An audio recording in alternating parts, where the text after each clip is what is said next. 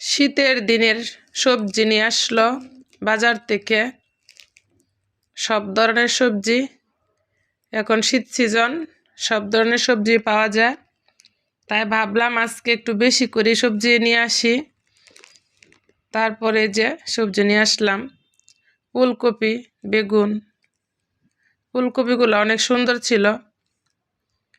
বেগুন নিয়ে আসলাম ভাজি করার জন্য। ধনেপাতা, বেগুন নিয়ে আসলাম ভাজি করার জন্য। ধনেপাতা আনলাম, শসা, আলু, পেঁয়াজ, শসা সব কিছু নিয়ে আসলাম। বাড়ি থেকে পোলার চাল নিয়ে আসলাম, আমাদের খেতে মারানো চাল। ওই চালগুলো অনেক গন্ধ, সুন্দর ঘ্রাণ করে, আমাদের হাতের চাল।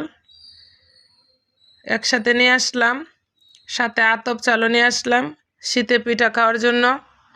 শীত চলে আসছে, পিঠা তো খেতে হবে।